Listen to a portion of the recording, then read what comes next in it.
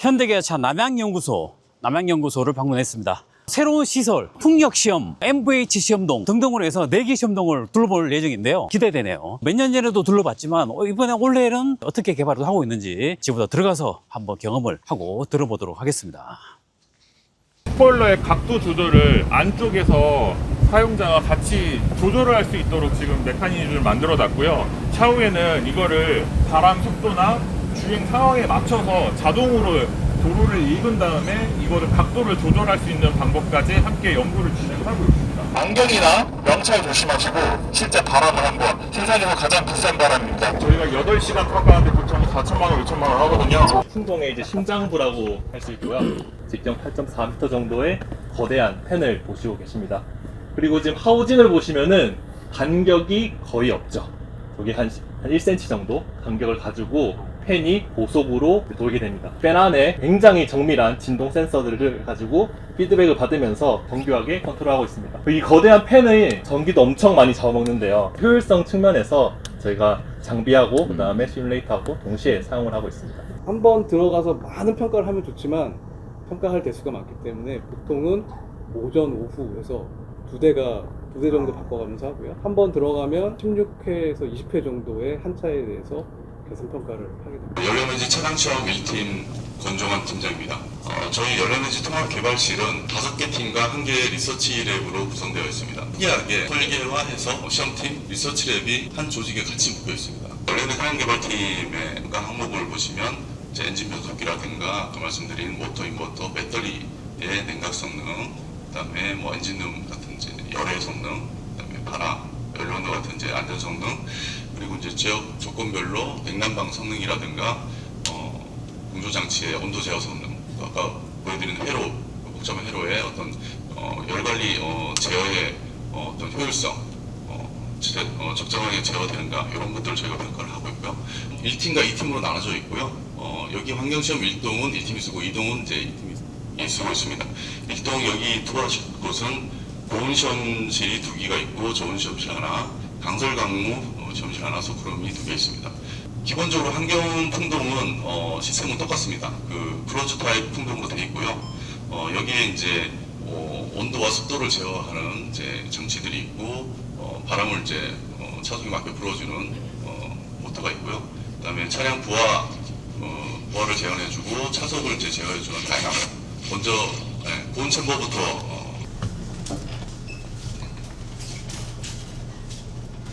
네, 안녕하십니까. 열에너지 차량시험 1팀의 류창기 파트장이라고 합니다.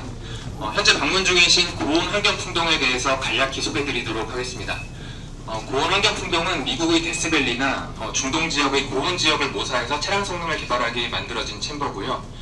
외기온은 최대 60도까지 제어가 가능하고 태양 강도 1200W까지 인가하여 줄 수 있습니다. 그 차속하고 풍속은 최대 250kph까지 가능하고요. 사륜 제어가 가능해서 사륜 차량들도 여기서 평가를 할 수 있습니다. 다이나모의 부하를 인가해서 등판 지역 성능이나 트레일러 견인 조건 성능, 그리고 고성능 전기차의 서킷 주행 모드를 모사해서 평가할 수 있습니다.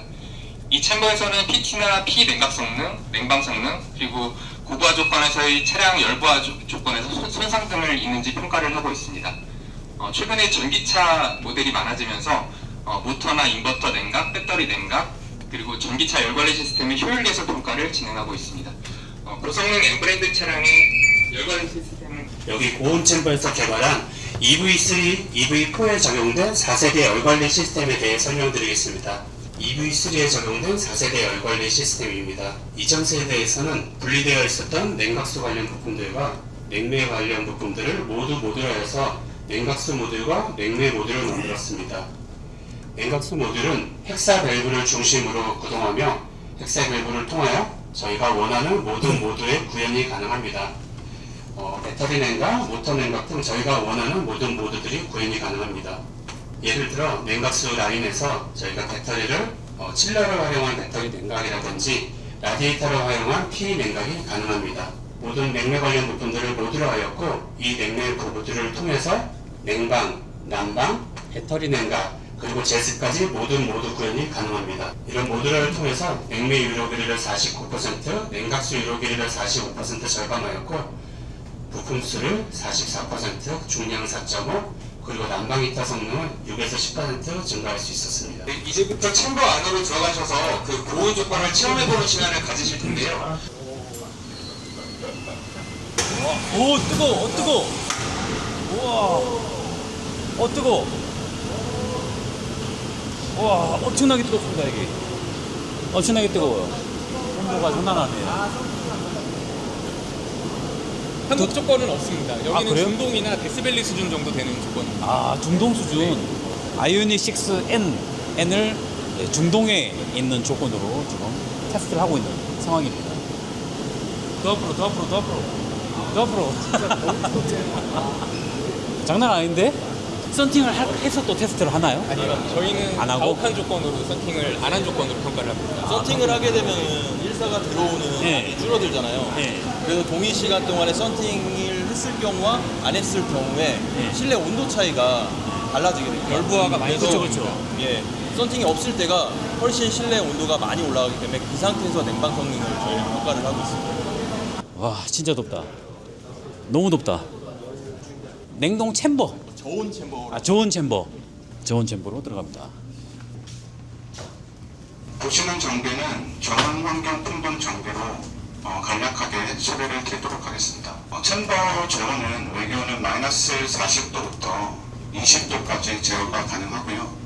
그리고 최대 풍속은 200kph까지 제어가 가능합니다. 저희가 이 챔버에서 육성하는 성능 항목은 실내 폭출풍의 온도 편차에 따른 온도 제어성 항목을 평가를 진행을 하고요. 지역별로 최대 난방 성능 항목을 검증하고 있습니다. 적은 온도 조절 제어 장치인 FATC 항목을 검증을 진행을 하고 있습니다. 전기차 관련해서 저희가 하고 있는 부분은 폐열 회수를 통해서 효율을 개선한 히트펌프 시스템을 적용함으로써 저희 난방 성능은 유지를 하면서 건조 소모 파워는 최소화하는 방향으로 기술 개발을 진행을 하고 있고요. 사원 대비 저온 주행거리 비율이 매우 중요하기 때문에 착자 감지, 스마트 개별 건조 시스템 등 신기술을 적용해서 개발을 진행하고 있습니다.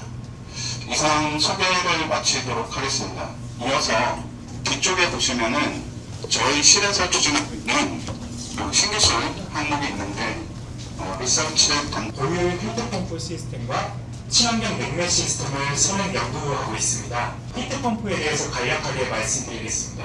전기자동차는 겨울철에 난방 시 전기 히터를 사용해가지고 주행거리가 많이 감소합니다.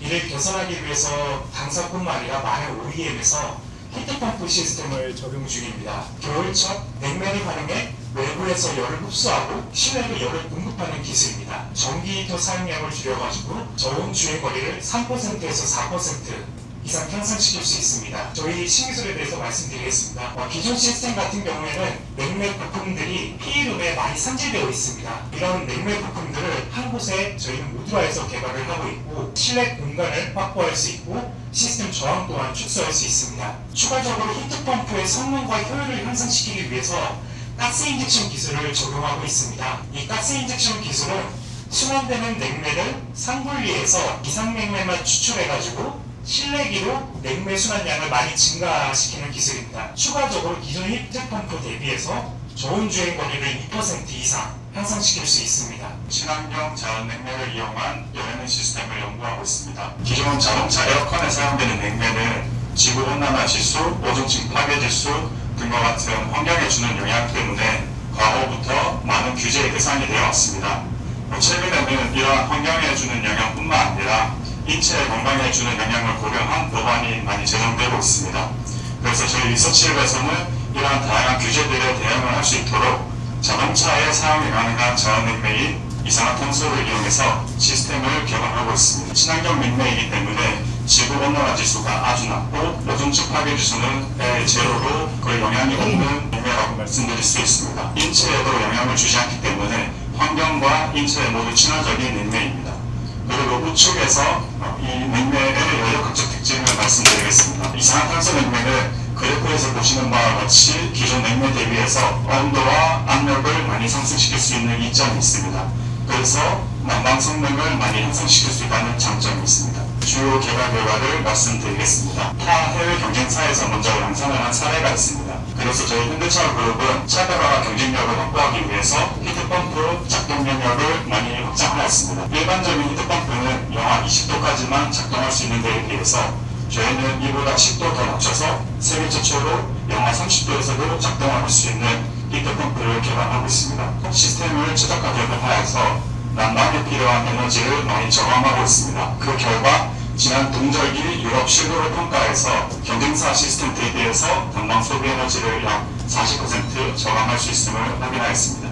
기존 사용되고 있는 냉매가 1234YF라는 냉매인데 그 냉매 대비해서 자연 냉매는 가격이 아주 많이 저감되는 아주 떨어지는군요. 예, CO2라는 거는 고압 냉매이기 때문에 시스템적으로 내압 설계가 많이 필요하고 그래서 아직 그런 가격적인 부분이 저희가 극복해야 될 과제입니다. 그래서 지금 이제 성능적인 개발은 어느 정도 완료가 되었다고 보고 있고 그런 부분을 지금 개선하려고 연구를 하고 있습니다. 다음으로 넘어가겠습니다. 아니요, 한 2명 정도. 현재 계신 곳은 강설 강우 환경풍동입니다. 강설 강우 풍동은 이름에서 아실 수 있듯이 강설 강우를 모사할 수 있는 풍동입니다. 온도 조절은 이미 경험하셨던 원원 풍동과 전 풍동 모두 포함하는 영역인 영하 40도에서 영상 60도까지 조절이 가능한 다목적 풍동이고요. 더불어 강설과 강우를 모사할 수 있는 풍동이라고 할 수 있습니다. 현재 저희 당사에서 개발한 아이오닉 9 차량에 대해서 평가를 진행하고 있는데요. 북유럽의 그 강설 조건, 아주 눈보라가 심한 고속 주행 조건을 모사했다고 보시면 될 것 같고요. 눈보라가 전기차 같은 경우에 트렁크에 또 유입되는 경우도 있고, 그리고 그 눈보라가 충전구 쪽에 많이 유입됐을 경우에 충전이 불가능한 사항들이 있기 때문에 그런 부분들에 대한 성능 확인을 지금 하고 있다고 보시면 될 것 같습니다. 체험을 하실 건데요. 70km 정도 되는 강한 바람으로 주행을 하고 있다고 보시면 될 것 같고요. 눈의 양은 시간당 7cm 정도에 쌓이는 수준으로 해서 만들어지고 있다고 보시면 될 것 같습니다. 안에 들어가서 보시면 알겠지만 그 상당히 가혹한 조건으로 저희가 평가를 진행하고 있고 실제 평가에서도 문제가 없을 수 있기 때문에 강설 강화 환경을 통해서 성능 육설을 하고 있다고 보시면 될 것 같습니다. 영하 30도로 지금 돼 있기 때문에 상당히 춥습니다. 그리고 이제 바닥에 눈 때문에 상당히 미끄럽기 때문에 조심해 주셔서 걸어 다니셨으면 좋겠고요. 눈은 저희가 뜰 겁니다. 왜냐면은 이제 바람이 강하기 때문에 저희 위험할 수 있어서 눈을 뜯고 안에 들어가서 우와. 눈보라 이 여름에 눈 치고 있어요. 눈 봐봐. 우와, 장난 아니다.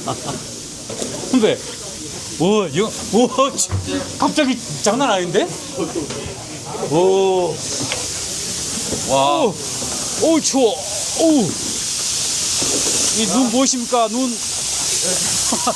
대박이다, 이거. 한여름에.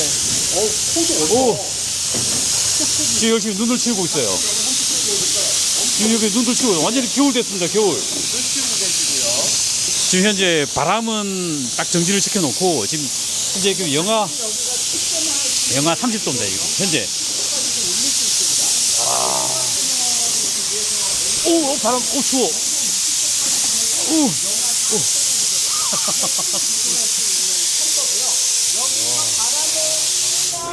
지금 갑자기 지금 남극으로 온 것 같은 그런 느낌입니다. 테스트를 진짜 제대로 하는 것 같아요. 와, 대박이다. 지금 화면이 잘 안 보이네. 지금 렌즈가 얼고 있어. 네, 바닥이 많이 미끄럽습니다. 이렇게 쌓이는군요. 이 차는 눈이 쌓이면 이렇게 달리다가 눈이 쌓이면 이렇게 쌓입니다. 아이오닉 9은. 야, 테스트 진짜 제대로 하네. 추워서 안 되겠습니다. 일단 나가겠습니다, 저는. 어우, 추워. 어우, 코 시려. 트렁크 쪽에는 눈이 안 들어가게끔 저희 개발 기준을 가지고 있고요.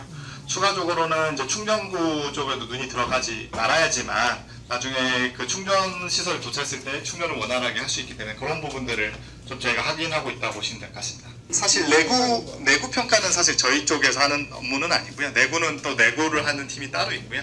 네, 저희는 이제 개발 과정에서 실제 눈에 의한 어떤 여기 보시면 프렁크에 눈이 전혀 안 들어갔다는 것을 보여주고 있어요. 프렁크에 눈이 안 들어가게 하기 위해서 노력을 많이 한다고 그러네요. 주행성능 기술팀 어떤 일을 하고 있는지 한 10분 정도 간단하게 설명을 드리고 4개 정도의 시험 장비를 보시는 시간을 갖도록 할 거고요. 폭이 85m, 너비가 40m, 건물만 그렇고요. 이쪽에 주차장하고 근처에 이제 부대 넓이까지 합치면 축구장 하나 정도 크기라고 생각하시면 됩니다. 그래서 이 축구장 하나의 크기에 시험 장비하고 이 시험을 위해서 시험 준비하는 워크샵, 현장에서 이 시험 장비를 운영하시는 분들의 사무실로만 구성되어 있는, 그래서 설계 단계부터 이 시험 장비만을 위해서 건축된 건물이라고 생각하시면 될 것 같고요. 차량은 타보고 평가할 수가 있죠. 하지만 차를 구성하는 시스템은 타보고 평가할 수가 없습니다. 시스템이라는 놈을 저희들은 개발을 해야 되는 거고요. 그러면 그런 시스템들을 평가하기 위한 곳이라고 보면 되겠습니다. 그리고 차량도 마찬가지로 시스템과 동일한 조건, 외부와 동일한 조건, 피지와 동일한 조건, 실제 주행 조건과 동일한 조건으로 차량, 시스템, 부품을 평가하기 위해서 한 곳에 이런 시스템을 시설을 집약시켜 놨다라고 생각하시면 되겠습니다. 그래서 경쟁사들도 이런 시설들을 운영하고 있긴 한데 각각 운영하는 시설들이 조금씩은 다릅니다. 근데 이렇게 차량, 시스템, 부품을 전체를 다 평가할 수 있는, R&H 관련된 것들을 전체를 다 평가할 수 있는 것들을 한 군데 모아서 하고 있는 것들은 거의 저희 회사가 유일하고 가장 앞선 시험시설을 보유하고 있다라고 나름대로는 자부하고 있습니다. 저희들이 이제 차량이 있고, 차량을 구성하는 시스템이 있고, 시스템을 구성하는 또 부품이 있습니다. 그래서 과거의 R&H 성능 개발은 뭐 지금도 마찬가지로 제일 중요한 부분이긴 합니다만 튜닝이라는 과정을 거치죠. 그래서 부품 특성을 바꿔가면서 차량이 어떻게 되는지를 보고 가장 최적의 부품 조합을 찾는 일들을 주로 하고 있습니다. 특히 R&H는 사람이 느끼는 거기 때문에. 근데 말씀드렸듯이 중간에 시스템이라는 놈이 껴있습니다. 근데 여기서 여기로 바로 가는 거는 수많은 부품의 수많은 조합이 있거든요. 그 중에 뭐가 최적인지를 판단하는 건 너무도 어려운 일이고 시간이 많이 소모되는 일입니다. 그래서 중간에 시스템이라는 놈을 껴가지고 현가 시스템, 조향 시스템, 차체 시스템, 타이어 시스템, 이런 것들이 어떤 특성을 가질 때 어떻게 조합되어야 차량의 성능이 캐릭터가 우리가 원하는 대로 나오는가를 분석하는 과정이라고 보시면 되겠습니다. 그래서 결국 그거를 데이터 드리븐 디벨롭먼트, 데이터 기반 개발이라고 표현을 하는데, 근거를 가지고 느낌만 갖고 개발하는 게 아니라 숫자를 가지고 명확하게 판단하겠다라고 생각하시면 될 것 같아요. 그러기 위해서 3가지 과정을 거칩니다. 캐릭터라이즈, 코릴레이트, 스탠더다이즈라고 하는데, 캐릭터라이즈라는 거는 각각 차량 시스템 부품 레벨에서 성능과 특성을 대표하는 숫자는 뭔가, 그 숫자는 어떤 과정을 통해서 뽑아야 되는가를 정의하는 과정이 이제 캐릭터라이즈라고 할 수 있겠고요. 그렇게 해서 숫자를 뽑아내게 되면 각각의 숫자 간에는 어떤 상관성이 있는가. 예를 들어 부싱 특성 바꾸면 서스펜션 특성은 어떻게 바뀌지? 서스펜션 특성이 어떻게 바뀌면 차량의 주행 성능은 어떻게 바뀌지? 이런 것들의 상관성을 분석하는 과정이 있겠습니다. 이렇게 되면 결국 각 시스템이 어떻게 작동할 때 차량이 어떻게 반응하는지를 이해하게 돼서 저희 워킹 피직스라는 표현을 쓰는데, 작동 원리, 메커니즘을 이해하게 됩니다. 그래서 차량의 성능을 어떤 식으로 개선하고 싶을 때는 시스템에 이런 특성을 바꿔야겠다. 시스템의 그런 특성을 바꾸기 위해서는 부품의 이런 특성을 바꿔야 되겠다를 알게 되는 거고요. 마찬가지로 그럼 그 부품과 시스템과 연관된 다른 특성들도 있을 거거든요. 그런 특성들이 각각 어떻게 영향을 받는지, 그러면 이 성능을 개발할 때 다른 성능에 영향을 덜 주는 어떤 시스템의 어떤 특성을 바꿔야 되고 그럼 어떤 부품을 바꿔야 되는지를 이해할 수 있게 됩니다. 그래서 이런 것들이 이제 계속 데이터들이 쌓여 나가게 되면 요즘에 결국 뭐 AI, 빅데이터를 얘기하는데, 데이터가 쌓이면 그 데이터 자체만으로도 저희들이 알 수 있는 것들이 있습니다. 데이터가 얘기를 하게 되는 거죠. 그래서 그런 것들을 모으면 결국 가이드화가 됩니다. 우리가 이런 특성의 차를 개발하고 싶으면 시스템은 이렇게 해야 되고 부품은 이렇게 해야 돼라는 것들을 이제 하나의 개발 가이드화해서 이제 저기 이제 레시피라는 표현을 썼는데, 이런 음식의 맛을 내기 위해서는 이런 재료를 넣고 조미료를 어떻게 해야 된다. 차량에도 똑같습니다. 이런 차를 개발하기 위해서는 어떤 시스템을 써야 되고 부품을 어떤 걸 써야 돼라는 것들이 정리가 되게 되는 겁니다. 1년에 한 번씩 건강검진들을 받으실 텐데요. 건강검진 받으러 가시면 엑스레이도 찍으시고 피검사도 하시고 내시경도 하시고 CT도 찍으시고 뭐 다양한 검사들을 하실 겁니다. 그럼 한 2주 있다가 뭐가 지불하다가 날라오죠. 당신은 지금 어떤 건강에 문제가 있습니다. 식단을 개선하셔야 돼요. 아니면 뭐 간 수치가 안 좋으니 약을 드세요. 이런 식으로 진단이 날라오고, 질병이 발견됐을 경우에는 처방도 나오게 되죠. 뭐 암이 발견되면 수술을 할 수도 있는 거고, 이런 식의 처방이 나오게 되고, 이것들이 매년 쌓이면서 본인의 병력 관리, 건강 관리를 하게 되고요. 또는 어떻게 보면 같은 병을 지니신 분들의 데이터들이 쌓이게 되면 이런 병을 가지고, 이런 질환을 가지고 계신 분들은 이렇게 관리를 하고 이렇게 치료하는 게 최적이겠구나라는 것들을 알게 되는 거죠. 차에서도 마찬가지입니다. 저희들이 가지고 있는 장비를 활용해서 다양한 분석을 하게 되면 진단 리포트가 나옵니다. 이 차의 시스템의 현재 상태로는 이런 강점이 있고 이런 약점이 있습니다. 이 포텐셜을 최적화하기 위해서는 이런 개선 방안이 필요합니다. 라는 당장의 개선 방안이 나올 수도 있고요. 마찬가지로 이런 것들이 데이터가 쭉 쌓이게 되면 이런 특성의 차를 개발하려면요 앞으로 이렇게 하셔야 됩니다. 라는 개발 가이드가 나오게 됩니다. 이런 과정들을 거치게 되면 이제 개발 프로세스가 이렇게 바뀌게 됩니다. 과거의 개발 프로세스는 튜닝, 만들어서 타보고 평가한다. 그래서 시행착오를 거치면서 물론 100% 시행착오는 아닙니다. 저희들이 갖고 있는 엔지니어링 스킬과 지식을 활용하는 거긴 합니다만 계속 이런 식으로 부품 바꿔가면서 개발하는 게 R&D 성능의 메인이었다고 한다면, 그리고 일부 이제 버추얼 시뮬레이션을 통해서 도움을 받았다고 한다면, 이 시뮬레이션을 써도 한계는 있습니다. 차라는 놈이 워낙 다양한 부품의 다양한 조합이기 때문에 그 모든 부품의 특성을 다 모아가지고 모델링 데이터를 확보해서 시뮬레이션을 하는 것은 쉽지가 않거든요. 오히려 그 모델링 데이터 확보하는 데 시간이 어마어마하게 걸리는 경우도 있습니다. 그러다 보니까 이런 것들에 대해서 조금 한계가 분명히 있었고 시간과 비용이 많이 소모되는 문제들이 있었습니다. 이런 것들을 이런 미그 시험 장비를 이용하게 되면 이제 프론트 로딩이라고 하는데요. 시행착오를 최소화하게 됩니다. 그래서 과거에는 말씀드린 대로 타보고 알았다면 이제는 시스템 특성을 먼저 개발을 해놨기 때문에 이런 시스템들이 조합되면 이 차는 이런 특성이 나올 겁니다. 타보기 전에 미리 예측할 수 있게 되는 거죠. 물론 이런 튜닝이라는 과정은 없어질 수 없습니다. 무조건 최후단의 튜닝이 필요합니다. 하지만 튜닝을 하기 전에 최초의 초기 상태가 이미 어느 정도 성능이 육성된 상태로 시작을 하게 되고요.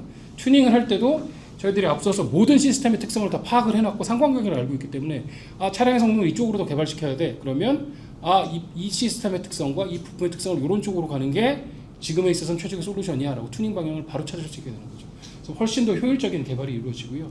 버추얼 평가도 마찬가지입니다. 버추얼 평가도 저희가 시스템 단위로 평가를 하고 시스템 단위 버추얼 시뮬레이션을 하게 되면 데이터의 개수가 확 줄어듭니다. 모델링 데이터의 개수가. 그러면 시스템의 성능을 먼저 육성하는 것도 훨씬 빨리 할 수 있습니다. 버추얼로.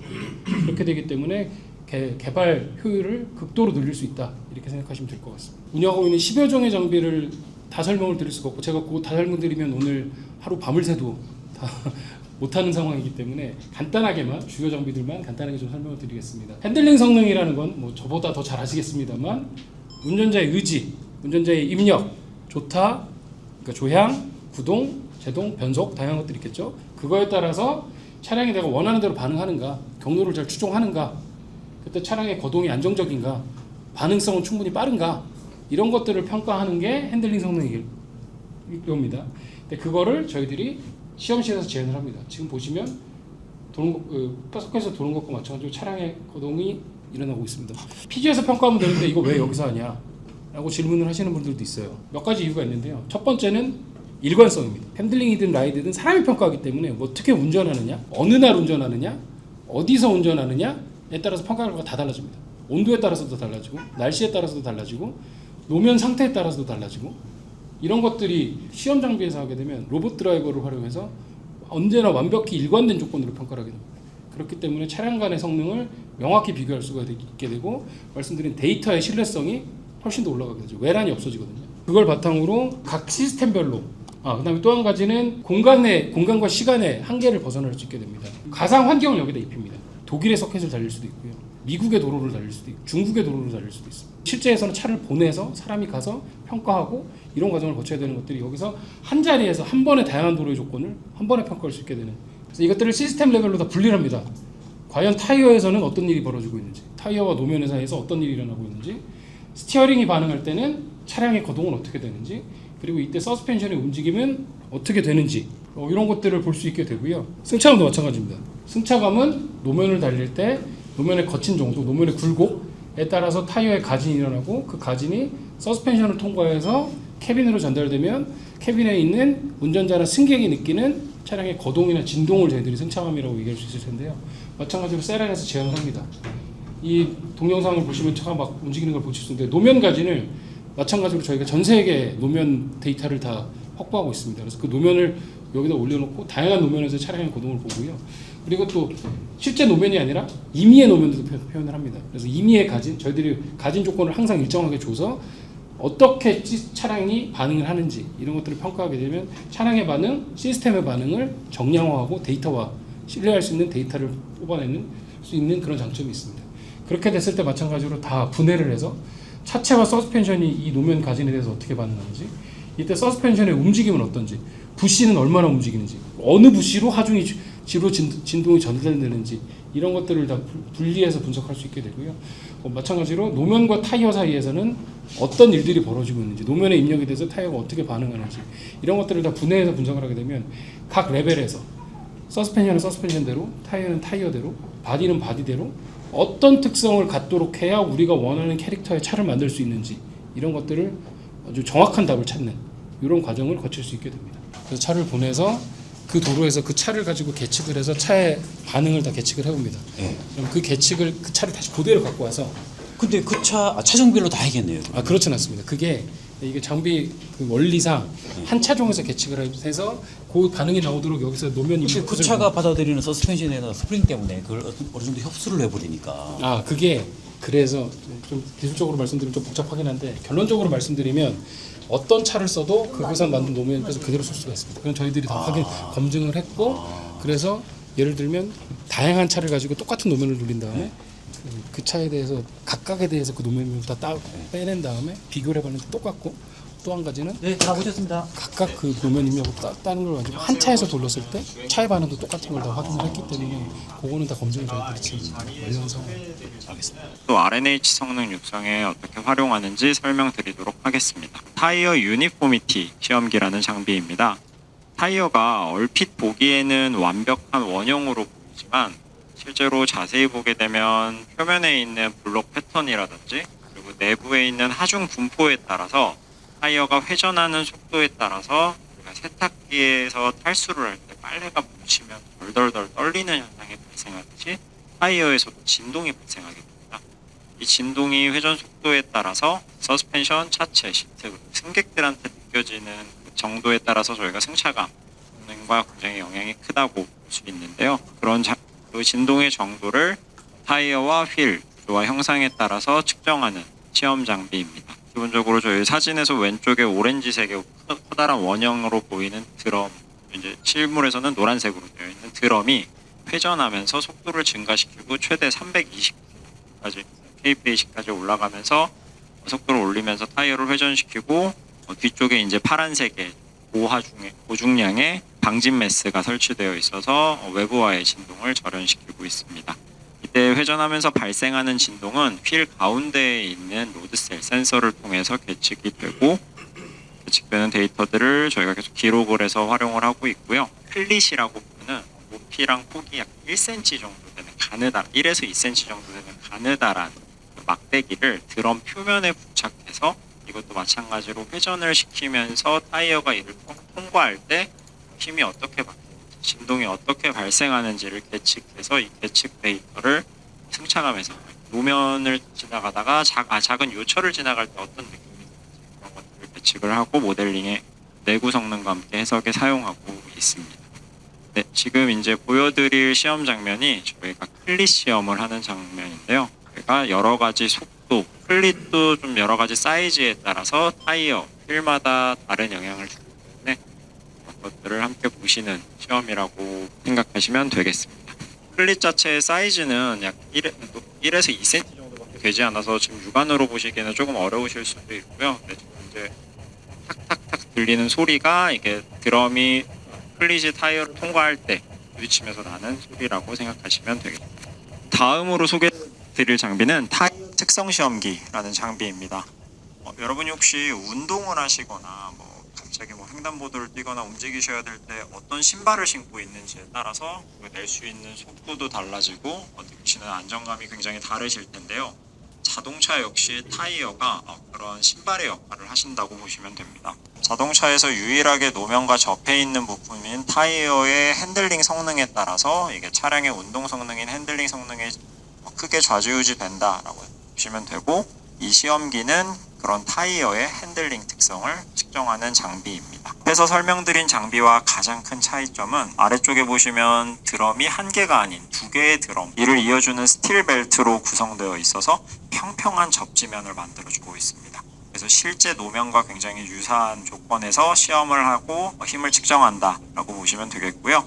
상부에 있는 하얀색의 A자 모양의 프레임이 회전하고 앞뒤로 기울어지면서 실제 차량이 선회하는 조건에서의 타이어에서 발생하는 캠버각, 슬립각, 그리고 하중이동에 따른 수직 변화량들을 그대로 재현하면서 타이어에서 어떤 힘과 얼만큼의 힘과 모멘트가 발생하는지 계측하는 장비입니다. 또한 필센터 가운데 연결되어 있는 부동 모터를 사용해서 구동과 제동, 브레이킹과 가속하는 상황에서의 타이어에서 발생하는 힘 변화량까지 계측을 할 수 있고요. 이렇게 계측한 데이터들은 저희가 실제 이제 차량 개발에 활용을 하고 있는데요. 굉장히 다양한 타이어 제조사, 다양한 제품군, 다양한 사이즈의 타이어들을 개발을 하기 때문에 각 타이어 제조사마다 대부분의 이 장비들은 보유는 하고 있지만 운영하는 방식이라든지 시험 방식이 달라서 저희 현대기아의 기준에 맞게 개발하도록 저희 장비들을 통해서 같이 가이드를 하고 개발을 하고 있고요. 그렇게 개발한 기존 계측 데이터들을 가지고 데이터베이스화해서 다음 차종을 개발할 때 저희가 좀 더 상품성을 개선할 때 정량적인 목표를 제시하는 데 활용하고 있습니다. 두 번째로는 이제 컴퓨터 시뮬레이션을 활용한 버추얼로 주행 성능을 개발하는 데 활용을 하는데 저희가 이제 가상의 차량 모델을 생성해서 가상 환경 통해서 차량 시험을 하게 되려면 여기도 마찬가지로 타이어 모델이 필요합니다. 가상의 타이어 역시 필요하게 되고 그때 그 차량에 맞는 타이어 모델을 계측 데이터를 통해서 모델을 제작해서 차량에 적용한 후에 여러 가지 조건에서 가상의 시험 해석을 수행하는 데 활용하고 있습니다. 보시는 것처럼 아래쪽에 이제 두 개의 드럼이 회전하면서 속도를 만들어주고 그리고 타이어가 이 평평한 면에 적재한 상태로 위쪽에 A프레임이 앞으로 기울어지고 회전하면서 캠버각, 슬립각 그리고 또 하중 이동들을 그대로 모사하면서 타이어에서 발생하는 힘들을 측정하고 있습니다. 지금 들리시는 소리도 이제 저희가 타이어가 한계 상황에 도달했을 때 오면과 마찰에 의해서 발생하는 스퀴즈 노이즈라고 보시면 돼서요. 저희가 뭐 일반 핸들링 조건뿐만 아니라 서킷 조건의 한계 성능까지 함께 계측을 하고 또 뭐 구제동, 지금은 구제동 조건은 아닌데 구제동 조건까지 인가해서 브레이킹 상황에서 힘이 어떻게 빠지는지도 함께 계측해서 모델까지 활용하고 있습니다. 다음으로 소개해드릴 장비는 핸들링 주행시험기라는 이름의 장비이고요. 이름에서 알 수 있듯이 차량이 노면 위에서 주행함과 동시에 선회가 가능하기 때문에 핸들링 성능 시험을 장비에서 수행할 수 있는 아주 최첨단 장비입니다. 차량 아래에 이제 보시면 플랫벨트가 각 바퀴마다 있는데요. 이 4개의 플랫벨트가 일반 원형 다이노가 아닌 플랫단 형태의 벨트라고 보시면 되겠습니다. 이 아래 4개의 벨트가 각각 스티어가 가능하기 때문에 우리 차량의 타이어와 노면 사이의 상대 속도를 실제 주행 조건과 동일하게 모사했다고 보시면 되겠습니다. 조금 더 쉽게 설명을 드리면 우리 일반 주행 조건에서는 아래 노면이 가만히 있고 위에 차량이 선회하는 방식인데 이 장비에서는 위에 차량이 고정되어 있고요. 노면이 선회하는 방식이라고 이해하시면 되겠습니다. 이 장비의 최대 주행 속도는 220km/h이고요. 주행과 선회뿐만 아니라 상하 방향으로도 가진이 되어서 노면의 경사까지 오르막길 내리막까지 구현이 되는 장비입니다. 그리고 이 핸들링 주행 시험기는 전 세계에 딱 2대 있습니다.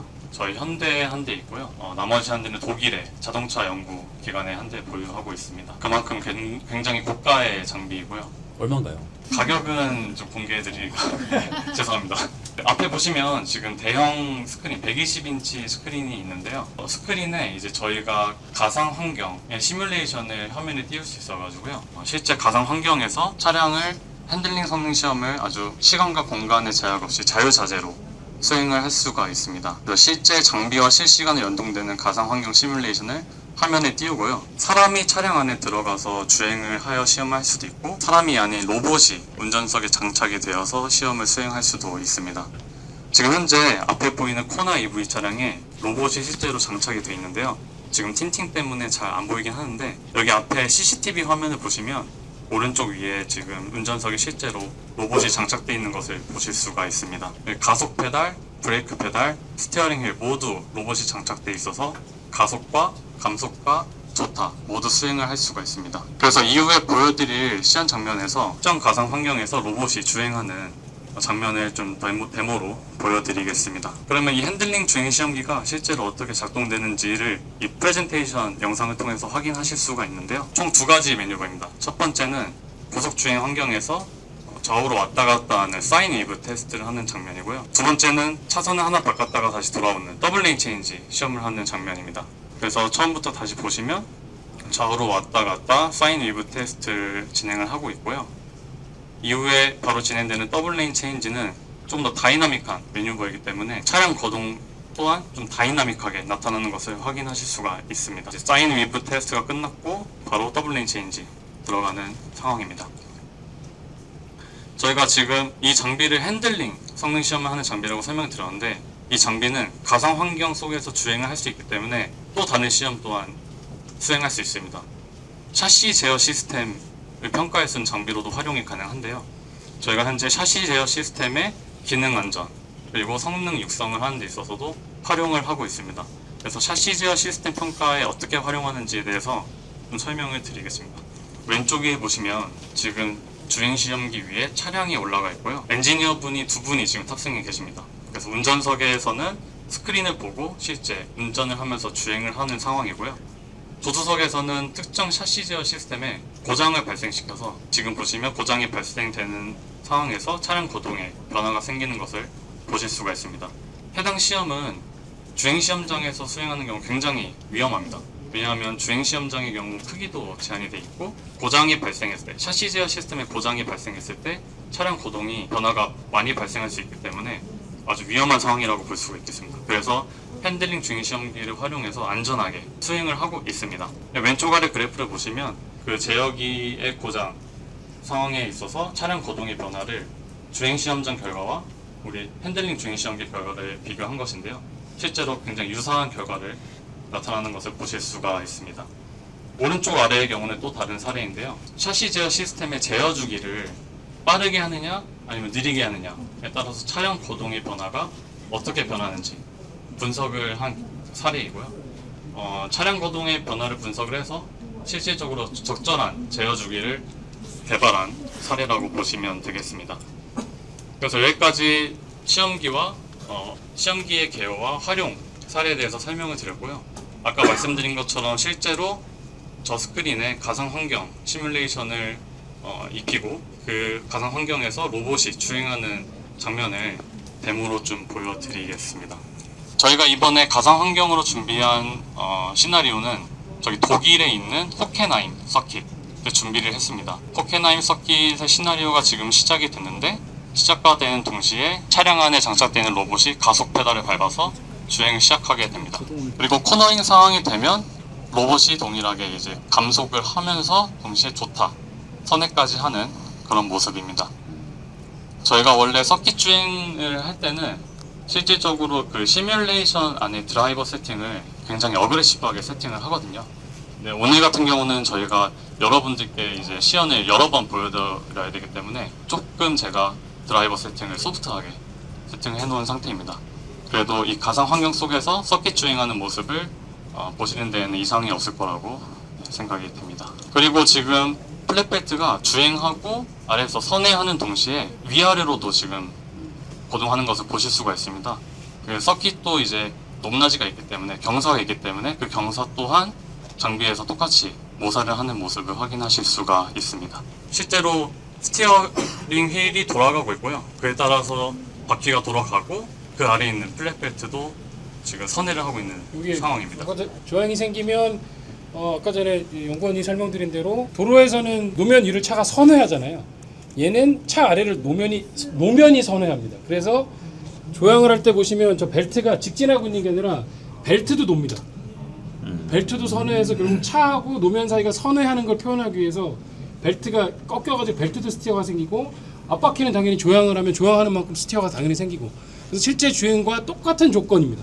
일반적인 핸들링 매뉴버를 계측을 하고 여기서 똑같이 핸들링 매뉴버를 했을 때 똑같이 나옵니다. 오르막길 가다가 내리막길을 급하게 나와서 차가 점프를 한다는 상황이 나오면 그거는 표현이 안 됩니다. 왜냐하면 차가 어쨌든 장비는 차가 노면에는 붙어 있어야만 가동이 가능한 장비이기 때문에 붙여는 줘야 되는 상황이라서, 그러니까 물론 그렇게까지 익스트림한 것까지는 못하고, 근데 선회 쪽에 대해서는 한계 거의 슬립 나가지고 차가 스핀할 때까지 저희들이 표현을 할 수 있습니다.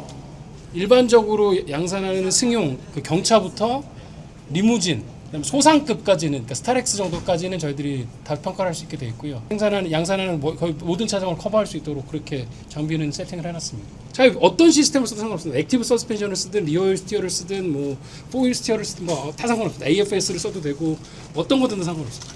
승차감 주행 시험기라는 장비입니다. 이 장비는 저희가 이제 차량에서 느끼는 노면의 진동이나 이런 승차감을 정량적으로 이제 평가하기 위해 이제 도입된 장비입니다. 이 장비는 이제 실제 노면을 이제 똑같이 모사하고 재현을 할 수가 있는데, 이 작동 영상을 오른쪽에서 보시면 지금 이제 장비 위에 차량이 올라가 있는 지금 이제 작동 영상인데요. 지금 이제 타이어가 이제 지면과 닿아 있는 부분을 저희가 이제 컨택 패치라고 부르는데, 이 컨택 패치를 상하 방향으로는 이제 유압으로 이제 가진을 하게 되고요. 그 다음에 이제 전후 방향으로는 타이어가 이제 모터를 통해서 회전하면서 순간적으로 속도를 변화시켜서 전후 방향에 가진 입력을 주게 됩니다. 지금 이게 지금 차량이 올라가 있는 이제 사진인데, 지금 승차감에 대한 영향을 최소화하기 위해서 이제 다이노 기능을 있기 때문에 이제 안전상 이제 횡방향으로는 이제 스트랩, 그다음 전후 방향으로는 이제 에어 스프링과 이제 댐퍼로 차량을 이제 구성을 하게 됩니다. 이 장비의 이제 활용 분야는 첫 번째로는 이제 차량의 진동 특성을 이제 평가를 하는데요. 이제 샤시와 관련 있는 이제 주요 시스템들의 진동 주파수를 파악을 해서 어떤 진동들이 서로 중첩되면은 더 증폭되는 경향들이 있어서 이제 모듬의 배치라든지 이런 것들을 같이 저희가 이제 분석을 하고요. 그다음에 이제 타이어나 이제 구동계 등 회전 가진에 대한 민감도도 평가를 하고 있습니다. 두 번째로는 이제 실제 노면 입력을 그대로 재현할 수 있는 이 장비의 기능이 있는데, 그래서 저희가 이제 당사가 진출해 있는 주요 시장인 미국 서부나 동부, 독일, 중국 등에 대한 실제 노면을 그대로 저희가 가져와서 이제 현지에 대한 승차감 성능을 저희가 이제 사전에 검증하는 그런 작업들을 진행을 하고 있습니다. 모듈 시험기에 대해서 설명드리도록 하겠습니다. 앞에서 설명드린 승차감 주행 시험기는 실차가 올라가서 승차감 평가를 할 수도 있지만, 지금 왼쪽 그림에서 보시는 것처럼 모듈 시험기가 올라가서 승차감 평가를 할 수 있습니다. 모듈 시험기는 휠 타이어와 서스펜션, 스티어링 시스템만으로 구성이 되어 있고요. 보시면은 차체가 없습니다. 차량의 바디가 없는데 서스펜션과 차체가 연결되는 모든 지점에 로드셀을 부착을 합니다. 그래서 실제 주행 중 차체에 입력되는 하중을 각 방향별로 계측을 하고요. 그 다음 이 뒤에 보이시는 실시간 제어기를 통해서 시뮬레이션 소프트웨어와 실시간으로 연동하여 차량 거동을 모사를 합니다. 여기 모듈 시험기는 아래 보이시는 롤러벤치, 승차감 주행 시험기, 다이나믹 KNC, 핸들링 주행 시험기에 올라가서 실차와 완벽히 동일한 주행 조건에서 시스템 단위 승차감 핸들링 평가를 진행합니다. 오른쪽 위에 보이시는 영상은 모듈 시험기가 아래 4개 시험기에 올라가서 작동되는 영상입니다. 요거는 실제 도로 위에 있는 돌기물을 통과했을 때 휠 타이어와 서스펜션 거동이 승차감 성능에 어떻게 영향을 미치는지 알아보는 것이고요. 요 아래는 승차감 주행 시험기에 올라가서 시스템 단위에서 국내 노면, 북미 노면, 유럽 노면, 중국 노면, 전 세계 노면을 실제 차량 없이 승차감 평가를 진행할 수가 있습니다. 오른쪽에 보이시는 2개의 영상은 서스펜션 단위에서 핸들링 평가를 하는데요. 저희가 승차감이 중요한 일반 양산 차량 외에도 스포티한 핸들링 성능이 중요한 고성능 차도 이 모듈 시험기를 활용해서 개발을 하고 있다라고 이제 이해를 해주시면 됩니다.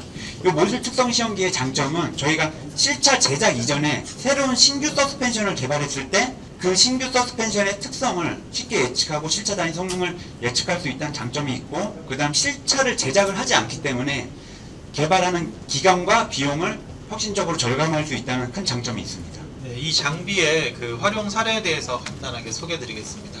저희가 이제 실차를 이 장비 위에 올려놓을 수 있게 되면은 저희가 이제 운전석에서의 그런 이제 가속도를 이제 저희가 이제 뽑아낼 수가 있는데, 이제 저희가 지금 시장에 나와 있는 이제 차량들, 경쟁 이제 업체 차량들을 포함해서 저희가 이제 일반적으로 미디어들은 이제 승차감이라는 거는 보통 이제 저희가 느끼는 거기 때문에 보통 어떤 좋다 나쁘다 아니면 뭐 어떤 그 수준을 이제 그 숫자로 이제 적당히 표현을 하는데, 이제 그 차량들을 저희가 이 장비 위에 올리면은 그 승차감이 좋은 차량이 실제로 운전석에서 어떤 진동 레벨을 나타내는지 정량적으로 뽑아낼 수 있고요. 그래서 좋은 차들, 조금 덜 좋은 차들에 대한 그런 차이들을 확인할 수 있습니다. 거꾸로 이제 이렇게 되면은 저희가 지금 개발하고 있는 차량들이 시장에 나가서 평가를 어떻게 받을 것인가를 저희가 사전에 예측해 볼 수 있는 그런 업무도 진행을 하고 있습니다. 시스템 단위에서의 승차감 성능 예측에 대해서 말씀을 드리면은, 실차 단위에서 승차감 성능을 하게 되면 실차 단위에서 성능의 유불리는 바로 알 수가 있습니다. 근데 그 유불리에 대한 원인을 바로 파악할 수는 없거든요. 근데 대신에 저희가 서스펜션에서 차체로 들어가는 하중들을 이렇게 정량적으로 계측을 하면 실차 단위에서 성능의 유불리가 어느 시스템, 어느 부품에서 원인이 되는지 바로 알 수가 있거든요. 그래서 저희가 상세한 분석을 모듈 시험기를 통해서 진행을 하고 있고요. 그 다음 저희가 개발을 효율화하기 위해서 해석 모델을 활용하는데 이전에는 실차 단위에서 해석 모델을 활용했습니다. 그럼 이게 모델의 정확도도 좀 약간 떨어진다기보다는 복잡해지는데 이런 시스템 단위 해석 모델을 활용해서 저희가 실제 개발에 효율적으로 활용하고 있습니다.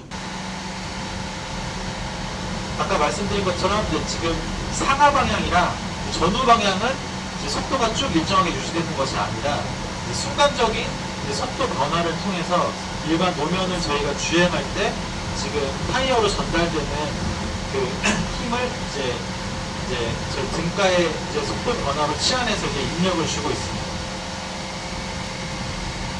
다음으로는 저희가 임팩트, 아까 전에 저기 앞서서 그 HSU라는 장비에서 이제 클립 테스트를 보셨을 텐데 그게 이제 이 장비에서도 그런 동일한 메뉴를 줄 수 있는데 임팩트 그 주행 조건을 보여드리겠습니다. 이제 임팩트 조건은 저희가 전륜 타이어가 지나가고 후륜 타이어가 지나가니까 이 가까운 쪽 먼저 이제 가진이 일어나고요. 그다음 이제 뒤에 쪽에 이제 코너에 이제 가진이 나타나는 것을 보실 수 있습니다.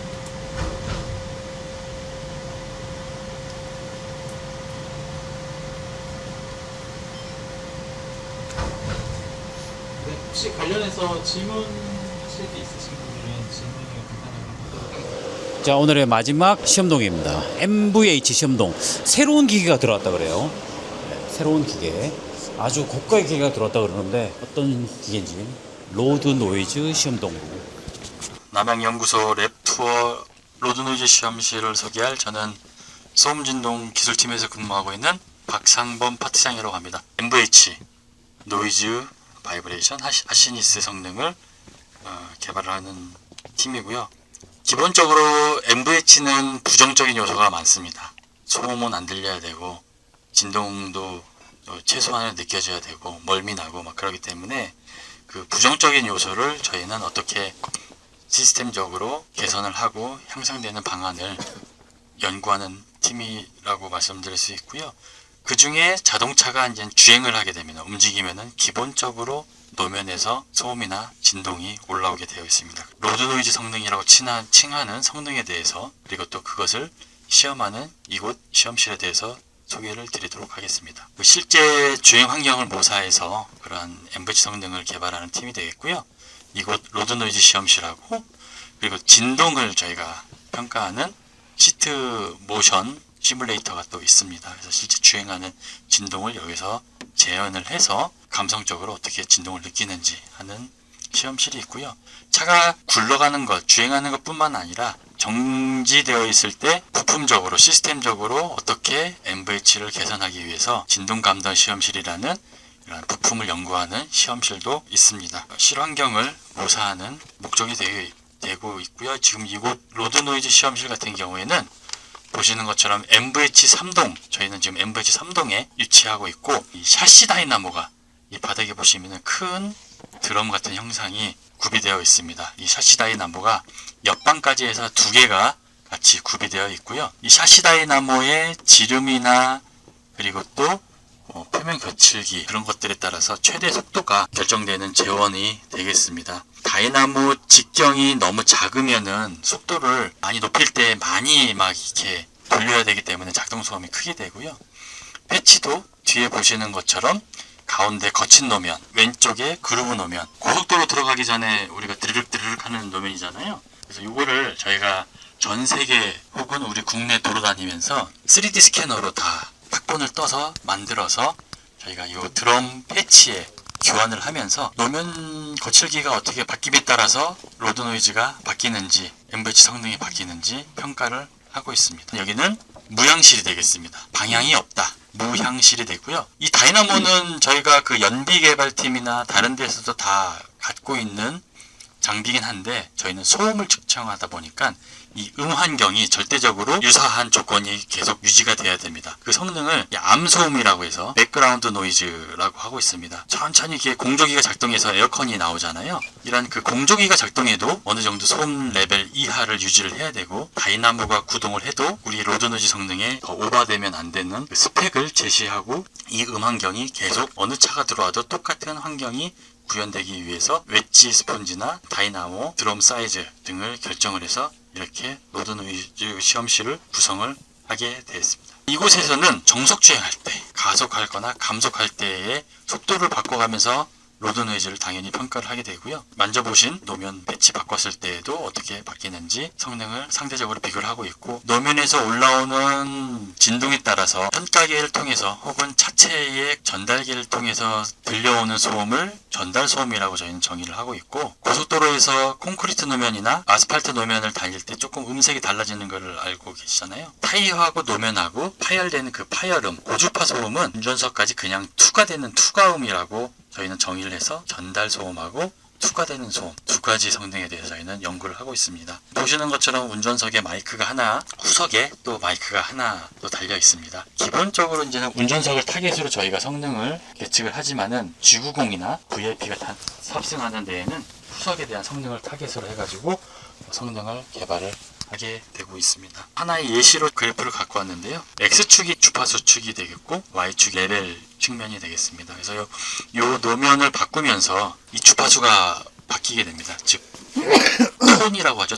톤이 바뀌면서 음색이 바뀌게 되고, 이러한 반발력이나 노면에서 오는 진동이 달라짐에 따라서 이러한 소음 레벨이 달라지게 됩니다. 로드 노이즈를 기본적으로 평가를 하고 있는데, 동일하게 예를 들어서 우리가 주행을 하고 있는데 흡차함제가 바뀌거나 또한 시스템적이 바뀌었을 때도 성능이 달라지잖아요. 그러한 환경을 개발을 함에 있어서도 여기 로드 노이즈 시험실에도 평가를 하고 있습니다. 전달기에서 어떻게 타겟을 쫓아가는지 설계를 하면서 시험을 하고 있습니다. 과거까지는 저희가 정숙해야 되고 차는 조용해야 되고 하고 있는데, 전기차로 오면서 조용은 해야지만은 펀 드라이빙이라고 해서 좀 이렇게 재미가 없어지는 요소가 또 있었습니다. 다른 고객들은 오히려 다이나믹해야 되고 소리도 재밌어야 되고, 그런 것들을 추구하기 위해서 우리 벨로스터 같은 경우는 액티브 사운드 디자인이라고 해서 성능을 모사할 수 있는 기능도 넣었고요. 정숙하기 위해서는 액티브 노이즈 캔슬링, 우리 블루투스 이어폰에서 있는 것처럼 이런 것들도 GB80에도 양산을 해서 로드 노이즈 성능이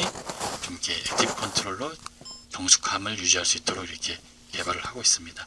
실제 시연을 통해서 구현할 이 화면을 저희가 한번 설명을 드리겠습니다. 전석에 있는 마이크가 이쪽에서 나타나는 거고요. 후석에 있는 마이크가 이쪽에서 나타납니다. 검정색은 라이브하게 나타나는 소음이 되겠고, 빨간색은 저희가 계측을 시작을 하면은 에버리지 돼서 나타나는 성능이 되겠습니다. 전석을 타겟으로 할까, 후석을 타겟으로 할까 하는 그 그래프를 2D로 나타낸 거고, 밑에 있는 거는 똑같이 전석 마이크하고 후석 마이크가 되겠는데, 이거를 이제 시간 영역에 따라서 똑같이 누적해서 표현하는 컬러맵 그래프라는 것이 있습니다. 맨 오른쪽에 있는 진동 데이터입니다. 앞에는 소음이고 얘는 진동인데, 진동 센서를 하나 플로어에 부착을 해가지고 진동도 어떻게 들어오는지 한번. 속도 방지 턱도 여기서 구현이 되나요? 방지턱은 아니고 요철은 합니다. 따당 따당 하는 짧은 건 하고 있고요. 그 넓은 범위의 그런 방지턱 같은 경우는 여기서 모사가 안 되기 때문에 다른 시험실에서 하고 있고, 여기 로드 노이즈 시험실. 실험실에서 이게 가능한가요? 네네. 방지턱이? 네. 과속 방지턱만 하는 개발 부서가 따로 있어요? 네네. 거기는 진동적인 측면이고요. 여기는 로드 노이즈 시험실이기 때문에 소음적 요소만 좀 바꿔서 배치를 개발하고 있습니다. 실제로 구동하면서 데이터가 어떻게 나오는지 한번 보시겠습니다. 시속 몇 킬로까지 모사가 돼요? 여기는 120까지 모사가 되는데, 오늘은 안전상으로 한 40 정도까지만 런업하고 있다가 유지하고 좀 이렇게 다운하는 것을 시험을 하도록 하겠습니다. 이게 지금 액티브 노이즈 캔슬링 작동 아닙니다. 이 차는 사양이 안 들어가 있는 차를 저희가 장착했습니다. 기존에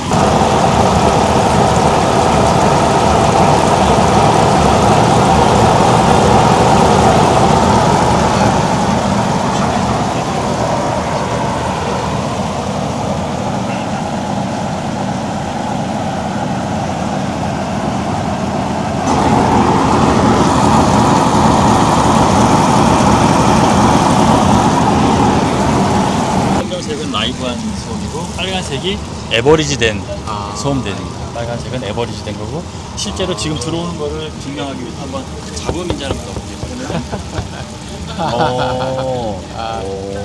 그래서 실제로 이때 빨간색이 들어왔다, 이때 타임 데이터가 올라오면서 어느 시점에 이상 소음이 들어왔는지도 저희가 모니터링해서 계측을 하면서 평가를 하고 있습니다. 500Hz까지 구성이 되어 있는데 사람은 2만까지 들을 수 있습니다. 그래서 이거는 기계적으로 나오는 소음에 대해서 먼저 모니터링 한 거고, 말씀하신 그건 이제 사운드 퀄리티라는 학문으로 인해서 소리는 들리지만 기분 좋게 들리게 하기 위한 소음, 그 질적, 음질적인 측면에서 연구하는 거는 500Hz 이상의 좀 고주파 영역에서 연구하는 학문이 또 따로 있습니다. 소음이 제일 심한 부분이 어느 부분일까요? 제가 알기로는 후석 그 휠하우스 그 타이어 그 굴러가는 소리 그 부분이 제일 크지 않을까 싶은데. 과거에는 내연기관에서는 엔진에서 오는 게 가장 컸습니다. 지금 엔진이 없으니까는 그만큼 엔진 소음이 줄어드니까는 그만큼 노면에서 올라오는 소음이 많이 올라와서 노면에서 올라오는 게 많이 크고, 말씀하신 것처럼 후석에서 휠하우징에서 많이 올라와서 거기를 뭐 여러 가지 그 덮개를 하거나 그 러기지 판넬 그런 것들로 차음을 하고, 또 혹은 거기서 나타나는 소음을 액티브하게 또 줄이는 전자장치 그런 것들을 많이 개발을 해서 장착을 하고 있습니다. 현대기아차 중에 방음이 이 차 진짜 방음 잘 됐다, 그런 게 혹시 괜찮다라는 그렇게 느낀 차종이 있었나요? 최근에 뭐 현대기아차만 하는 게 아니고 경쟁차도 당연히 저희가 하시겠죠. 하고, 최근에 그 아이오닉 9이 그 MVH 성능을 거의 제네시스급으로 저희가 개발을 해서 아이오닉 9이 타보시면 굉장히 정숙한 거를 한두 분 정도 저희가 탑승을 해서 실제로 느껴지는 거를 한번. 2분 정도만. 네. 지금 타도 될까요? 앞편 뒷자리. 실제 이 소음이 얼마큼 나오는지 지금부터 들어보도록 하겠습니다. 자, 이제 출발을 합니다. 속도는 40이라 그랬지? 근데 속도가 계기판 속도 이제 나오네. 속도 올라간다. 진동 있어요. 진동 있어요. 지금 우리 대화하는 소리 저 다 그래프로 다 나오는 거 아니야? 그렇죠. 그지?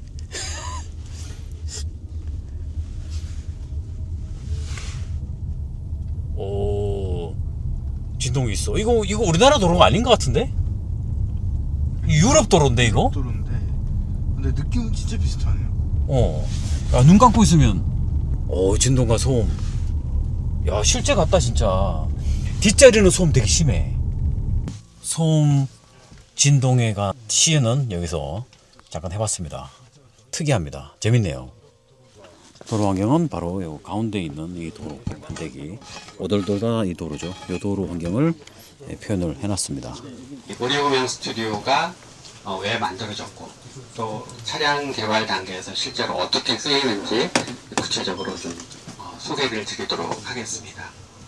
제가 소속이 된 제네시스 소음진동 해석팀은 차량 개발 단계에서 소음진동 성능을 해석적으로 미리 예측을 하고, 또 필요할 때 개선하는 업무들을 주로 하고 있는데요. 거기에 더해서 지금은 이 해석 결과를 사운드로 만들어내서 전달하고 표현하는 기술들을 개발을 하고 있습니다. 차량에서 나는 사운드를 만들어내기 위해서는 차량의 고유 어떤 그 전달 특성을 저희가 반드시 고려를 해야 됩니다. 예를 들어 저희가 A라는 차, B라는 차에 각각 똑같은 시스템을 넣더라도 실제 차량 안팎에서 들리는 소리가 굉장히 다르게 들리거든요. 그 말은 A라는 차, B라는 차의 사운드 전달 특성이 서로 다르다는 거죠. 그래서 진짜 들리는 소리를 정확하게 내기 위해서는 이 전달 특성을 잘 계산해야 되는데, 저희는 차가 없는 상태에서도 해석 모델을 가지고 이 전달 특성을 만들어내고 계산하고 또 소리를 만들어내기 때문에 이 기술을 저희가 버추얼 사운드 기술이라고 부르고 있습니다. 저희는 이제 이 버추얼 사운드 기술을 가지고 궁극적으로 하고 싶은 게 고객 눈높이, 고객 관점에서 사운드를 개발하는 것입니다. 예를 들어 이제 고객이 굉장히 다양한 주행 환경에서 차량을 운행을 하잖아요. 그런데 그때 실제 고객이 듣고 체험하는 이 사운드를 그대로 재현을 함으로써 그걸 기준으로 해서 성능을 개발하면 고객의 만족도가 굉장히 높아질 것이라고 저희가 예상을 하고요. 그런 관점에서 이런 기술들을 개발을 하고 있습니다. 그렇다면 이제 과연 어떻게 하면 이 고객 관점의 이 환경을 그대로 재현을 할 수 있을까? 이게 이제 키일 텐데요. 저희는 이 시각적인 처리는 가상현실 그 모델을 가져와서 표현을 하고요. 그리고 청각적으로는 이 현장감을 굉장히 잘 살릴 수 있는 공간음향이라는 기술을 가져와서 가상현실과 공간음향 이 사운드 기술을 결합을 해서 소위 몰입음향 기술이라는 것을 만들어냈습니다. 그 몰입음향이 뭔지는 이제 각각 여기서 이제 체험을 통해서 아마 확인을 하실 수 있을 것 같고요. 그래서 이제 저희가 이 설비를 이제 몰입음향 스튜디오라고 부르는데요. 단순히 이게 청취실이 아니라 스튜디오라고 부르는 이유는 이 안에서 사운드를 들으면서 버추얼하게 또 평가를 하고요. 평가할 때 뭔가 문제가 있으면 개선 또는 튜닝하는 작업들을 여기서 하기 때문에 저희가 이 공간을 몰입음향 스튜디오라고 부르고 있습니다. 이 공간은 크게 이제 두 구역으로 나뉘어지는데요. 여기 여러분 서 계신 곳이 가상 환경 평가실이고요. 이 옆에 있는 데가 몰입음향 청취실입니다. 가상 환경 평가실에서는 이제 VR 기반으로 해서 남양 안에 있는 여러 가지 시험로, 고객들이 실제 일상생활 속에서 이제 맞닥뜨리는 여러 가지 환경들을 가상현실 속에서 이제 구현을 해냈고요. 그 안에서 이제 버추얼하게 음질 평가를 한다라고 이해하시면 되겠습니다. 그리고 또 한 걸음 더 나아가서 이 남양 연구소뿐만 아니라 해외 연구소들을 연결을 해서 동시에 어떤 글로벌한 음질 평가를 할 수 있는 일종의 허브 역할도 여기서 수행을 하고 있습니다. 몰입음향 청취실은 40개의 스피커가 있고요. 돌비 애트모스 또는 앰비소닉이라고 하는 좀 서로 다른 공간음향 모드들을 이렇게 번갈아 가면서 저희들이 청취를 할 수가 있고요. 이런 시설은 사실은 세계적으로도 굉장히 좀 유니크한 설비라고 저희가 말씀드릴 수가 있습니다. 그리고 이 안에서는 이제 저희가 만들어낸 공간음향을 실제로 들으면서 평가하고 좀 개선하는 소리를 중심으로 한 어떤 업무들이 저쪽에서는 이제 진행이 된다 이렇게 이해를 하시면 되겠습니다. 요약을 하자면 저희 팀은 몰입음향 스튜디오를 중심으로 해서 전기차의 여러 가지 그 사운드 성능들을 개발을 하고 있고요. 특히 가상현실의 어떤 특장점을 이용을 해서 글로벌한 협업 체계, 글로벌한 어떤 음질 평가 시스템을 지금 구축을 하려고 노력을 하고 있습니다. 그리고 무엇보다도 고객 관점, 고객 중심의 감성 품질, 사운드 개발을 하고 있다는 데 큰 자부심을 가지고 이 업무들을 지금 진행을 하고 있습니다. 말씀드리는 부분 양해 말씀드립니다. 여기는 이제 몰입음향 청취실이고요. 앞에서 간단히 소개를 들으셨겠지만 총 40개의 스피커가 이 방 안에 설치가 되어 있습니다. 그 중에서 13개의 스피커는 이제 영화 좋아하시는 분들 극장 가면 돌비 애트모스가 아니라고 있잖아요. 동일한 돌비 애트모스 시스템으로 구성이 되어 있고 알아보신 분들 입구에 있는 거 보셨을 텐데 돌비 코리아에서 여기 인증 평가도 다 완료가 되는 부분이라서 돌비 시스템에 한해서는 이제 레퍼런스 룸으로도 활용이 가능한 연구소 안에 유일한 청취실입니다. 그것보다 이제 저희가 주로 사용하는 목적은 이제 오늘 보여드릴 설비인데요. 25채널 공간음향 어레이라고 해서 총 25개의 스피커가 가운데 청취자를 중심으로 V형으로 배열되어 있습니다. 그래서 저희가 이제 측정이나 아니면 해석으로 만들어낸 시뮬레이션을 만들어낸 3차원 입체 음장을 이 점에서 완벽하게 구현하는 걸 목적으로 해서 이제 연구하고 있는 설비입니다. 이제 지금은 이제 돌비를 청취하는 모드인데 만약에 스피커가 전개가 되면은 스피커끼리 서로 간섭이 생길 수도 있고 그다음에 화면도 가리게 되는 이제 그런 문제가 있거든요. 그래서 이 부분은 이제 사실 원래는 공간을 분리해서 따로 이제 스피커 룸을 만드는 게 일반적인데 저희는 이제 어떤 공간의 효율성과 그다음에 두 가지 모두도 또 바로 비교해 봐야 되는 일도 종종 있기 때문에 그 부분을 이제 해결하기 위해서 보시는 것처럼 무대 장치에서 착안을 해서 이 스피커 메인 어레이가 저희가 사용할 때만 내려오고 사용하지 않을 때 수납될 수 있게 이런 부분의 이제 아이디어가 저희 청취실만의 이제 차별점이자 장점이라고 할 수 있겠습니다. 그리고 이제 바닥 부분도 이제 지금은 이렇게 스피커들이 나와 있고 빈 공간이 있어서 좀 위험한데 저희가 사용하지 않을 때는 이 바닥 부분 스피커들도 다 아래로 수납이 되고요. 전동으로. 그다음에 이제 마루를 덮어서 그냥 일반 마루처럼 쓸 수가 있게 되어 있습니다. 오늘은 이 공간음향 어레이 시연을 위해서 이제 올려놓고 이제 고정을 해놓은 상태입니다. VR과 함께 이 공간음향을 한번 시연할 텐데요. 한번 가운데 체험해 보실 분 자원자 한분 가운데 이제 머리 조심해서 들어가시면 되고요. 이쪽에 앉으시면. 한번 세션할 때는 다음 순서로 능동소음제어라고 하죠. 지금 화면 보이시죠? 예. 도면을 통해서 어깨 올라오는 돌리면 화면 같이 소음을 움직이나요? 저희가 액티브하게 제어하고 네, 움직여요. 제어하지 네. 않을 때 조수석이네요. 안녕하세요. 대답이 없으시는데? 시동 60으로 달리고 있습니다. 그래서 지금 소음노면이 이제 진입했는데 소음이 지금 억제되고 있는 상태거든요. 좀 올라오긴 하지만 이제 AH를 끄면은 되게 사실적이다. 다음 분 네. 40개의 스피커. 13개, 25개고 이제 언급되지 않은 2개가 이제 저기 서 있는 이제 기존 스테레오 하이파이 스피커입니다. 여기서 차로 한 5분 내려갈 수 있는 저희 연구소의 시험장이라면 지금 보시는 부분은 저희 독일에 있는 시험장입니다.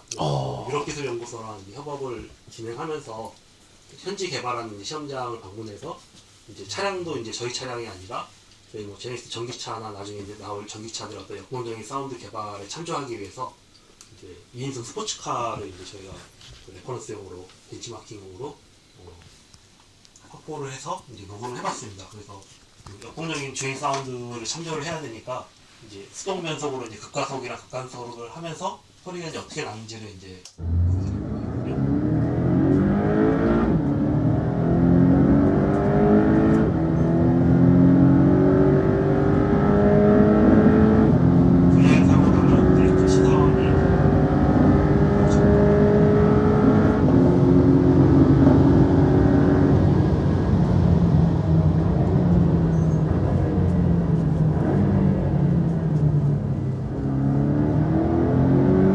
여기 이제 저희가 오늘 보여드릴 거는 처음에 소개해드렸던 글로벌 네트워크 환경 구축이라는 문구가 있었는데 그걸 간단하게 좀 보여드리고자 합니다. 남양 연구소 PC라고 생각하시면 되고 그 다음에 오른쪽에 이제 연구원이 VR을 착용하고 있는데 여기가 이제 해외 연구소, 뭐 유럽이나 미국, 인도랑 같이 협업하는데 거기서 일하고 있는 연구원이라고 생각하시면 됩니다. 그래서 저희가 온라인 게임처럼 온라인 상에서 네트워크 환경에서 만나서 같은 사운드를 듣고 같은 평가 환경에 들어와서 같이 의견을 공유하고 평가할 수 있는 그런 글로벌 네트워크 환경을 구축했는데요. 그래서 지금 이제 사운드랑 이제 시험 환경을 여러 가지 보여드릴 텐데 먼저 반무양실에서 아바스 사운드를 들려드리겠습니다. 아바스 사운드 같은 경우는 전기차랑 하이브리드 차량이 필수적으로 들어가야 하는 법규 항목이거든요. 그래서 제일 먼저 구현을 시킨 사운드이기도 하고요. 지금 이제 들으시는 소리는 실제 법규 응답점이 있습니다. 이게 법에서 정해진 그 지점인데 거기서의 소리가 특정 뭐 레벨 이상이어야 된다 이런 게 법규에 있거든요. 이게 보행자 보호를 위한 법이기 때문에 그래서 그런 딱 포지션에서 어떻게 들리는지 음색이나 그다음 레벨 정도를 파악할 수 있고 그 다음에 실내로 들어갔을 때도 이거는 법은 아니지만 저희가 이제 상품성 측면에서 실내 정숙성을 봐야 되기 때문에 운전석이나 VIP석에서 실내 유입음으로 얼마나 들어오고 있는지 그런 수준을 분석할 때 활용되고 있습니다.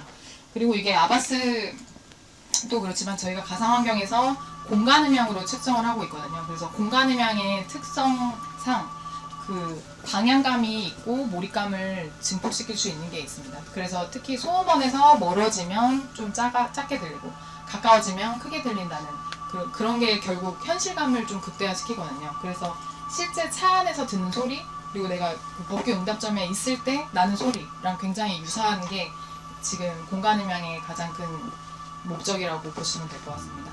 그리고 이제 두 번째 장소로 넘어가 보면 여기는 실내 주차장인데요. 저희가 이제 실내 주차장을 구현하게 된 목적 자체는 실내에서 그 실내 주차장에서 시험을 하진 않지만 실제 고객들의 클레임이 많이 나오는 공간이거든요. 예를 들면 그 재생해 주시면 아바스 사운드가 실내 주차장에서 더 크게 들리는 것도 있고 그 실제로 소리가 너무 크다든지 듣기 싫다 이런 클레임도 있었고요. 근데 법규 때문에 저희는 무조건 내야 하는 소리고 그리고 후진할 때 예를 들면 북미 시장에서는 이런 후진음이 그 띠띠거리는 이런 사운드 자체가 쓰레기차 소리 같다. 아침에 너무 듣기 거북하다 이런 클레임도 실제 있었기 때문에 이런 거를 구현해서 실제 평가자랑 이제 설계자랑 공유하는 목적으로 사용하고 있습니다. 그리고 이제 마지막으로는 터널 환경인데요. 여기서는 그 VR 혹시 착용해보고 싶으신 분 있으시면 도와드리겠습니다. 체험을 한번 해보시면 좋을 것 같고 안경을 벗고 하셔도 되거든요. 터널 역시 그 터널 지나갈 때 이제 주행 실내에서 들리는 소음을 측정해서 이제 보여드릴 건데, 여기서는 이제 남산 1호 터널에서 저희가 직접 그 측정한 사운드고, 그 다음에 여기서는 아바스 사운드라기보다는 그 주행할 때 예를 들면 뭐 창문을 살짝 열었을 때, 환기시키기 위해서 살짝 한 3cm 정도 열었을 때, 반을 열었을 때, 확 열었을 때, 그리고 또 닫혔을 때, 그게 결국 실내의 그 정숙성을 표현하는 건데, 저희는 이제 차폐감이라고 말하고 있는 성능 중에 하나입니다. 그래서 이게 이제 고급차, 특히 제네시스 같은 경우 실내 정숙성이 굉장히 중요한 그 항목 중에 하나이기 때문에 그런 거 개발할 때 있어서 실제 고객이 느끼는 소음이 이 정도구나라는 감성 품질 차원에서 활용을 하고 있습니다. 네. 그래서 이어 같은 경우는 지금은 그 그러니까 GV60 차량이지만 나중에 이제 경쟁차나 이런 걸 측정해서 비교 평가할 때 굉장히 그 유효성이 크고요. 그 다음에 뭐 저가형 차량과 고급 차량의 수준을 비교할 때도 좋게 활용되고 있습니다. 저희가 해석팀이기 때문에 해석 결과를 시각화하는 걸 좀 보여드리고 싶습니다. G80 차량 같은 경우 이제 차량 개발 단계에서 선행 단계에 차체의 강성을 먼저 보게 되는데요. 이거 같은 경우는 이제 차체의 강성, 비틀림이나 뭐 밴딩 이런 모드를 봄으로써 실제 보강을 어디 해야 되는지가 이제 나오거든요. 그러니까 차체를 보강해야 사실 완성차 성능까지 영향을 주기 때문에 이 단계에서도 많이 개선이 되고 있습니다. 그리고 이제 아바스 사운드 같은 경우는 아까 사운드만 들으셨지만 이게 결국 스피커에서 나는 소리거든요. 그래서 그 소리가 어떤 음악 경로에 의해서 퍼져나가고 있는지를 보실 수 있고, 그리고 아바스 스피커 자체가 엔진룸에 보통 있는데 거기 왼쪽에 있냐 오른쪽에 있냐 가운데 있냐에 따라 되게 다르거든요. 그래서 실내 유입음은 최소화하면서 응답점에서는 크게 나야 되기 때문에 그런 거 최적화할 때도 많이 활용되고 있습니다. 그다음 마지막으로는 이제 로드 노이즈를 보여드릴 건데, 이거는 남양연구소에 있는 실제 그 시험로랑 동일한 거고요. 동일한 그 시험로를 구현했고, 실제 시험팀에서 시험할 때 60, 80 속도로 시험을 할 때 로드 노이즈 실내 소음, 그리고 오른쪽에 이제 보이는 무지개색 그 컨투어 맵은 그 소음 레벨을 보여주는 건데요.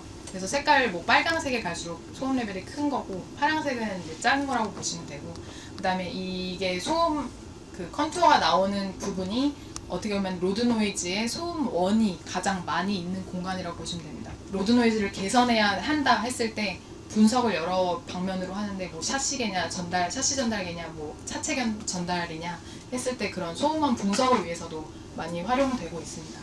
북미는 북미 법규 따로, 유럽은 유럽 따로, 내수는 내수 따로, 중국은 중국 따로 이렇게 있기 때문에 그 음원을 받아서 차량의 전달 특성과 합성을 해서 차에서 어떻게 들리지? 라는 거를 보여드리는 팀이고, 그래서 그 음원 자체에 대한 건 말씀을 못 드리지만 그 엔진음과 비슷하게 난다든지, 나중에 뭐 지금도 개발하고 있는 사운드 또 다른 컨셉이거든요.